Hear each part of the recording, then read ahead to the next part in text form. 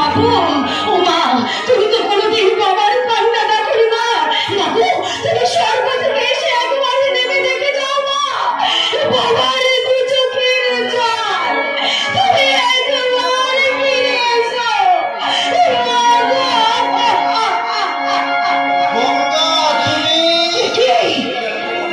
তুমি আজ আমাকে গঙ্গা বলে ডাকলে? তুমি আমার কুসংস্কার ছন্ন মানসিকতার সব ময়লা ধুয়ে দিয়েছো বলে তুমি আমার অবচেতন মনের সঙ্গীতা শব্দটা বয়ে নিয়ে গিয়ে ওই বিস্মৃতির সমুদ্রে হারিয়ে দিয়েছো। তুমি আমার সাহিত্য সৃষ্টিতে প্রেরণা জুগিয়েছো, আমার মায়ের সঙ্গে তুমি কেঁদেছো, আমার ভাইয়ের অকাল মৃত্যুতে তুমি চোখের জল ফেলেছো, কিন্তু আমি তোমার জন্য কিছুই করতে পারিনি গঙ্গা, কিছুই করতে পারিনি। পর্বত বলছে পৃথিবীকে আমি কি দেইনি, বাতাস বলছে ফুলকে আমি কি দিয়েছি, এক টুকরো চন্দন কাঠ নিঃশেষে ক্ষয়ে ক্ষয়ে বলছে আমি কি দিয়েছি এক পূজারিণীকে। সব কথা তুমি কোথায় পেলে? তোমার সাহিত্যের পাতায় পাতায়। আমি আমার সাহিত্যের পাতায় এই কথাগুলো লিখেছি। সাহিত্যিক যদি তার ষষ্ঠার কথা মনে রাখতে পারত, তাহলে কি সে নতুন ধ্যানে বিভোর হতো? তুমি কি জানো না সাহিত্যিক, তোমার পর্বতের সমান চরিত্রের দৃঢ়তা আমাকে আসছে পিষ্টে ঘিরে ধরেছে। সর্বশেষে একটা কথা বলি, তোমার দেয়া শীতের সিঁদুর আমার নারী জনম সার্থক করেছে।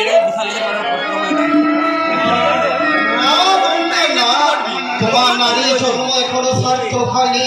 আমার বাবা বলেছে ওরে মূর্খ ভাস্কর, এই পুরুষ হয়ে প্রকৃতি তাই আমি চাই তুমি হবে আমার সন্তানের মা। আপত্তি করো না গঙ্গা, আপত্তি করো না। এই যে আমার বাবার আদেশ, যে বাবা আজ আমাদের সংসারের হিমালয় পর্বত। ওই গঙ্গা যদি কোনোদিন হিমালয় হতে মাটিতে আমি ওই মূর্খ ঐরাবতের মতো গঙ্গার স্রোতে ভেসে না গিয়ে আমি আমার গঙ্গাকে ওই সূর্যের মতো আমার জটায় ধারণ করব।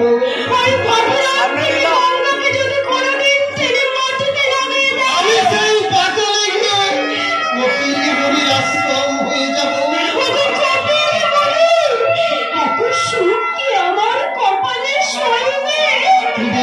তুমি আমার ভালোবাসার মন্দাকিনী, তুমি আমার জীবনের প্রেরণা,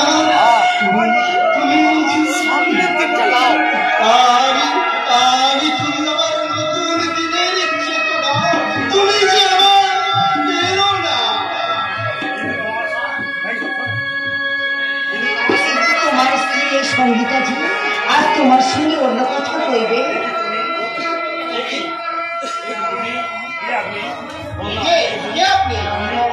আপনি কোথা থেকে আসছেন, কেন আসছেন? আমি তো আপনাকে চিনি না। আমি যে অপরাধ করেছি তাতে যে আমাকে না চিনে, তবু আমি তো তোমার স্ত্রী। কি বললে? আমার স্বামী। কি বললে? স্ত্রী? না, তুমি বোধহয় ভুল ঠিকানায় এসে পড়েছো। এক সাত মহলা অট্টালিকার রাজকন্যা এক সামান্য প্রাচীন পন্থী লেখককে স্বামী বলে সম্বোধন করে আমাকে লজ্জা দিচ্ছে। যান আপনি এখান থেকে চলে যান। যাবো বলে আমি তো এখানে আসি, যদি থাকবো বলে এসে থাকেন তাহলে যে বড় ভুল করছেন তুমি। আমি জীবনের চরিত্রটা বড়ই রহস্যময়। ভাগ্য নাটকের মুঠাটা হয়তো একদিন অনিবার্য কারণে তোমাকে আর আমাকে এক করে দিয়েছিল, কিন্তু সেদিন আমরা কেউ কাউকে চিনতাম না, জানতাম না। সঙ্গীতা আজ তুমি আমাকে আপনি বলছো, বলতে বাধ্য, কারণ বুঝি সঙ্গীতা নয়, বুঝি আমার সঙ্গীতা কেমন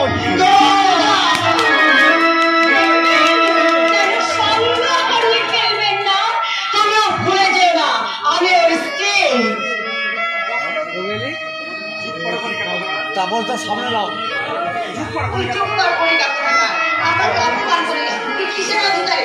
কেন এখনো দেখতে পাচ্ছ না আমার সিঁদুরের অধিকারে? যে হিন্দু নারী বিয়ের পরেও স্মৃতিতে সিঁদুর পরে না তারও যে সমতুল্য নেই। বলো না এই সিঁদুরের মূল্য নেই, তুমি বলো না। তাহলে বলতে পারো কেন বিয়ের কুশলীতার আগে স্বামী স্ত্রীর স্মৃতিতে সিঁদুর পরিয়ে দেয়? সিঁদুর দেওয়ার আগে কেন দম্পতিকে বর করে বলে স্বামী স্ত্রী বলা না হয়? তুমি বোধহয় জানো না যে পুরুষ একবার এক নারীর স্মৃতিতে সিঁদুর পরিয়ে দেয় সেই হয় তার স্বামী। সিঁদুর পরিয়ে না দেওয়া অবধি পুরোহিতের মন্ত্র পাঠের পরেও সিঁদুর পরিয়ে না দেওয়া পর্যন্ত তাদের বলা হয় প্রেমিক প্রেমিকা। সিঁদুর পরিয়ে দিলে তবেই হয় তারা স্ত্রী। এই ব্যাপারটা এতদিন আমি কেন বুঝতে পারিনি? কেন কেন না না, ওই সঙ্গীতাকে আমার পক্ষে মেনে নেওয়া সম্ভব নয়। তাছাড়া ও তো করে এতদিন আমাকে স্বামী বলেই মানেনি। আমি যে মালিনীর মতো জেগে রাতের পর রাত ওর লেখার প্রেরণা জুগিয়েছি সে কথা কি ওর ভদ্র মহিলা জানে না? আমি যদি জোরহাত করে তোমার কাছে আমার স্বামীকে ভিক্ষে চেয়ে দিই, তুমি কি আমাকে ভিক্ষা দেবে না ভাই? সঙ্গীতা, যে থাল শূন্য হয়ে গেছে তাকে পূর্ণ করবে কি দিয়ে? আমার অহংকার ভেঙে চূর্ণ হয়ে গেছে। এই দেখো না দেখো, আমি নিজের হাতে সিঁদুরের গল্প নিয়ে এসেছি। তুমি আমাকে সিঁদুর পরিয়ে দাও। দাও না পরান্দা, তুমি শুধু পরান্দায় নয় জামাই বাবু, আজ আমিও বলছি আপনি আমার দিদির স্মৃতিতে সিঁদুর পরিয়ে দিন। নিষেধ তুমিও? আমিও মেয়েটার সঙ্গে এসেছি আপনার কাছে অনুরোধ করতে, আমার দিদির স্মৃতিতে সিঁদুর পরিয়ে দিদিকে স্ত্রীর মর্যাদা দিন যাইব। কিন্তু তোমরা কি পারবে আমার সেই মরা ভাইকে বাঁচিয়ে দিতে, আমার মরা মাকে আর কোনোদিন আমার কাছে ফিরিয়ে দিতে? তোমরা কি পারবে সেই নিষ্ঠুর অমানুষ জানোয়ার ওই অজিত মুখার্জিকে কঠোর শাস্তি দিতে? এই অত্যাচারের মানুষ অজিত মুখার্জিকে আমি কিছুক্ষণ আগে অ্যারেস্ট করেছি ভাস্কর বাবু। সে আপনাকে গুলি করে মারার জন্য আপনাদের পাশের গ্রামে লুকিয়েছিল।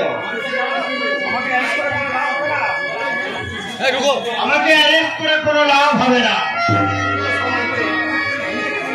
নিজেকে নির্দোষ প্রমাণ করে আমি ঠিক জেল থেকে বেরিয়ে আসবো, আর সেই দিন আমি নতুন করে তোদের বিচার করবো।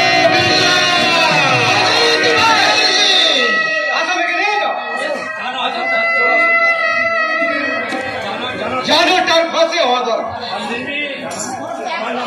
আমার নাম সাগর রায়, আমি নিশীথের সাহায্যে অস্থির লেখকের ছদ্মবেশে দেশের শত্রু সমাজের শত্রু অজিত মুখার্জির সমস্ত প্রাণ আমি ধরে ফেলেছি। আপনাকে অসংখ্য ধন্যবাদ অফিসার। কিন্তু আমার একটা অনুরোধ আছে ভাস্কর বাবু। কি বলুন? সঙ্গীতা অনুশোচনার কান্ত সঙ্গীতার স্মৃতিতে সিঁদুর করিয়ে দিয়ে ওকে আমরা স্ত্রী করতে পারি না, তা হতে পারে না, তা হতে পারে না। জামাই বাবু, আপনি আমাদের অনুরোধ রাখবেন।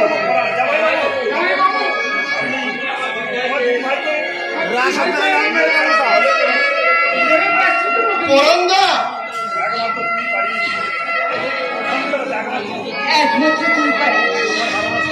তোর ভালোবাসাকে আমার কাছে ফিরিয়ে দিতে সঙ্গীতা, আমি তোর কাছে হাত